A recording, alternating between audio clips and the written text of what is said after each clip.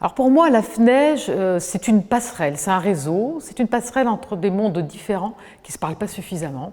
Le monde des chercheurs, des enseignants, le monde des entreprises, des secteurs professionnels et de la société civile dans son ensemble. C'est particulièrement important pour moi d'être ici aujourd'hui et de fêter les 50 ans de la FNEJ, à double titre, puisque je suis dans la société civile, président de la section Travail et Emploi dans une assemblée en France qui est le Conseil économique, social et environnemental, et que je suis par ailleurs professeur dans une business school qui est Kedge Business School.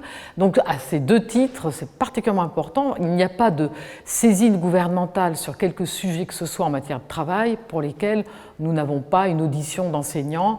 Nous lisons les publications de la FNEJ et nous suivons de très près ce que publie et peut indiquer la FNEJ. Donc pour moi, c'est particulièrement important d'être là aujourd'hui. La FNEJ est une sorte de boussole pour moi, d'éclaireur des grands débats de société sur l'avenir du travail. Aujourd'hui, c'est une des plus grandes préoccupations, l'anticipation des talents dont nous allons avoir besoin.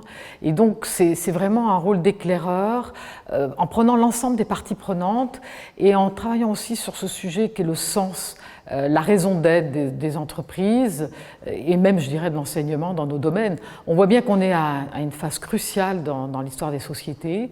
La transformation numérique, elle ne va pas concerner uniquement les méthodes techniques, mais aussi la façon de travailler, de collaborer. Et la FNEJ nous éclaire sur tous ces sujets de façon particulièrement utile et intéressante. Alors, ma conviction, c'est que c'est une tribune aussi pour échanger de façon libre et de façon éthique, ce qui est très important. Donc il y a cette communauté de professeurs qui peuvent parler librement de tous les sujets qui nous préoccupent, aussi de la façon dont il faut enseigner aujourd'hui, en 2018. Donc c'est pour moi une tribune particulièrement importante quand on enseigne en RSE, en RH et en management. Joyeux anniversaire à la FNEJ et merci de nous préparer pour un monde meilleur et un avenir prometteur.